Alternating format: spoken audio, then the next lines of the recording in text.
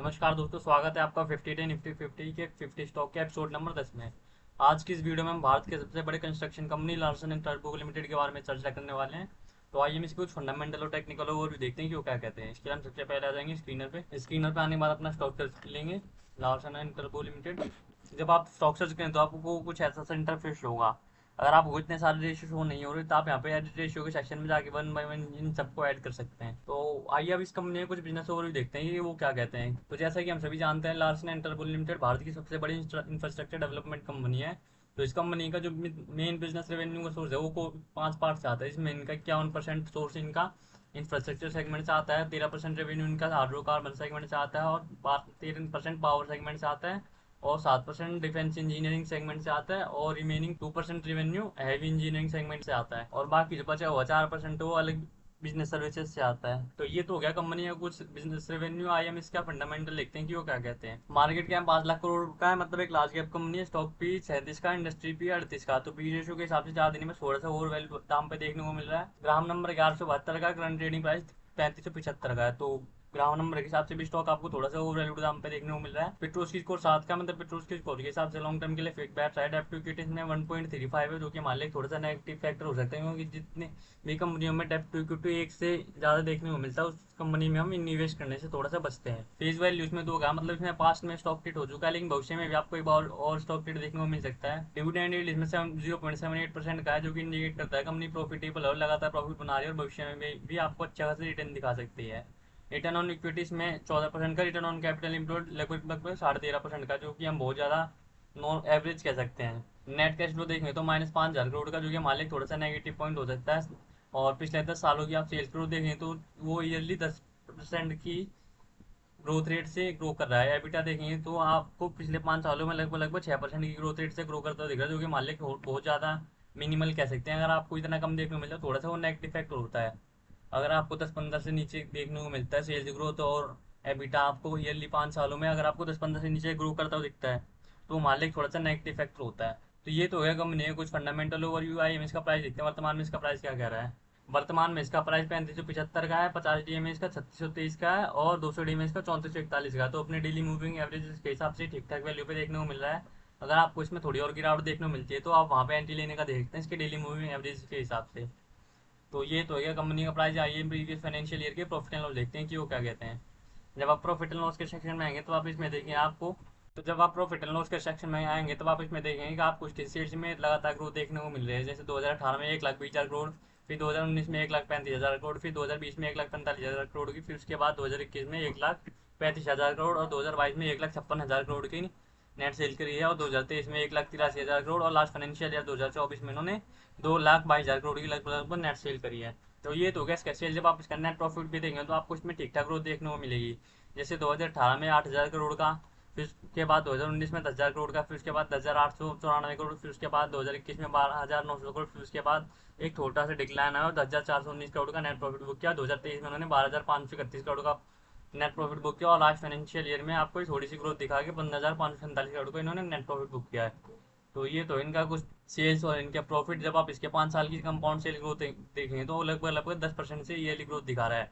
और जब आप कंपाउंड प्रॉफिट देखेंगे तो वो लगभग लगभग 8% के ईयरली ग्रोथ दिखा रहा है पिछले 5 सालों में। और लास्ट 3 सालों का देखें तो माइनस में नेगेटिव ग्रोथ हो देखने को मिलेगी, जो कि हमारे लिए थोड़ा सा नेगेटिव फैक्टर हो सकता है। हमारे को इसमें इन्वेस्टमेंट करने से पहले इसको थोड़ा सा कंसीडर करना चाहिए। अगर आपको किसी कंपनी के सेल्स में और प्रॉफिट में आपको अच्छी खासी ग्रोथ देखने को नहीं मिल रही तो हमारे लिए थोड़ा सा नेगेटिव फैक्टर होता है निवेश की दृष्टि से। तो ये तो होगा उसका कुछ प्रॉफिट एंड लॉस। आइए हम इसके शेयर होल्डिंग पैटर्न देखते हैं कि वो क्या कहते हैं। इसके लिए हम आएंगे इन्वेस्टर्स के सेक्शन में। तो जब आप इन्वेस्टर्स के सेक्शन में आएंगे तब आप इसमें देखेंगे इसमें लगभग लगभग 23% की FI शेयर होल्डिंग है, 39% की DIA है, 0.24% की गवर्नमेंट शेयर होल्डिंग है और एक बड़ी मात्रा में 38% में लगभग लगभग पब्लिक शेयर होल्डिंग है। तो जब आप इसमें नेट देखेंगे तो आपको लगभग लगभग 61% इसमें इंस्टीट्यूशन शेयर होल्डिंग देखने को मिलेगी। और जैसा कि हमने अपने वीडियो में पहले ही बात की है, अगर आपको किसी स्टॉक में इतनी बड़ी मात्रा में इंस्टीट्यूशन शेयर होल्डिंग देखने को मिलती है तो आप उस स्टॉक में बिना किसी सोच विचार के निवेश करने का देख सकते हैं। हालांकि ये कोई एकमात्र डिसाइडिंग फैक्टर नहीं है, और भी कई सारे फैक्टर होते हैं जो किसी स्टॉक के प्राइस एक्शन पे प्रभाव डालते हैं। तो ये तो होगा कंपनी कुछ फंडामेंटल ओवरव्यू। आइए हम इसका चार्ट देखते हैं, वर्तमान में इसका चार्ट क्या कर रहा है। इसके लिए हम आ जाएंगे चार्ट पे। जब आप चार्ट खोलेंगे तो आपको कुछ ऐसा इंटरफेस होगा जिसमें हमने इसके भी कुछ सपोर्ट रेजिस्टेंस बना के वीकली बेसिस पे। इसमें इसका लेटेस्ट ऑल टाइम हाई लगभग लगभग 3860 के भाव के आसपास आता है और करंट ट्रेडिंग प्राइस का लगभग लगभग 3575 का, जो कि इसके ऑल टाइम हाई से लगभग लगभग 7% की गिरावट पे है। और इसका फर्स्ट और स्मॉल सपोर्ट आता है लगभग लगभग 3561 के भाव के आसपास।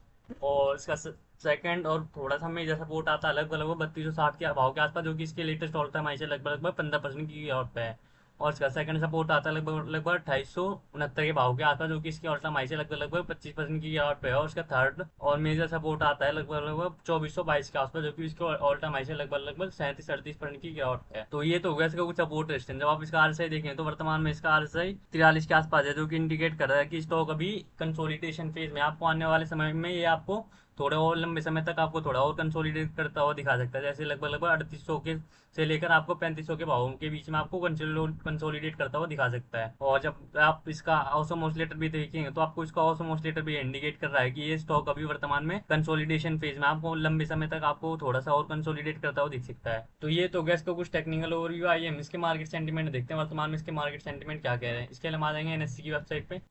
एनएससी की वेबसाइट पे आने के बाद हम यहाँ पे आएंगे सोर्सेज सेक्शन में, सिक्योरिटी वाइज पर मार्केट पे। यहाँ पे आने के बाद अपना स्टॉक सर्च कर लेंगे। और स्टॉक सर्च करने के बाद हम इसका एक मंथ का डाटा खोल लेंगे। जब आप इसका एक मंथ का डाटा खोलेंगे तब आप इसमें देखेंगे इसमें जितनी भी टोटल ट्रेड हो रही है उसमें आपको डिलीवरी परसेंटेज आपको अब अच्छी खासी मात्रा में देखने को मिल रहा है।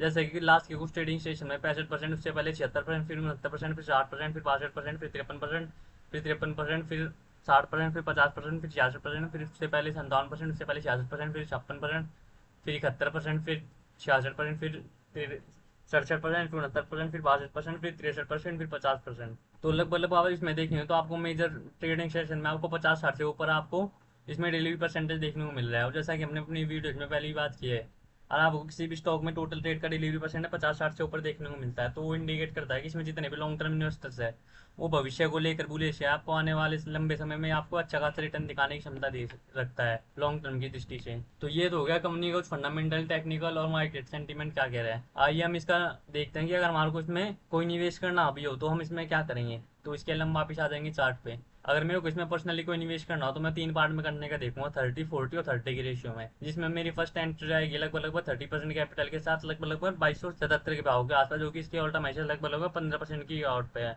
और ये इस प्राइस में भी अभी कंसोलिडेशन फेज में है, तो आपको इजीली आपको ये प्राइस छूता हुआ देखने को मिल सकता है। और मेरी सेकंड एंट्री आएगी 40% कैपिटल के साथ लगभग लगभग 2870 के भाव के आसपास, जो कि उसके ऑल टाइम हाई से लगभग लगभग 25% की और मेरी थर्ड और लास्ट एंट्री आएगी रिमेनिंग 30% कैपिटल के साथ लगभग लगभग 2431 के भाव के आसपास, जो कि इसके ऑल टाइम हाई से लगभग लगभग 36% की गिरावट पे है। और क्योंकि मैंने कुछ के सेल्स हो रहे हैं में आपको ज्यादा ग्रोथ देखने को नहीं मिल रही, तो मैं इसमें अपने पोर्टफोलियो 5-10% ज़्यादा निवेश करने का नहीं देखूंगा। और इस वीडियो में हमने जो कैपिटल के बारे में बात की है वो कैपिटल जो हमने केवल एक पर्टिकुलर स्टॉक को लोड किया है, और वो कैपिटल हमारे रिस्क एपेटाइट पर डिपेंड करता है कि हम एक स्टॉक में हम कितना रिस्क ले सकते हैं, अपने पोर्टफोलियो का उसमें कितना परसेंट निवेश करने का दे सकते हैं। और ये केवल और केवल हमारी रिसर्च है, आपको किसी भी प्रकार की फाइनेंशियल एडवाइस नहीं है। यदि आपको किसी भी प्रकार का कोई निवेश करना हो तो उससे पहले आप अपनी रिसर्च जरूर से जरूर करें।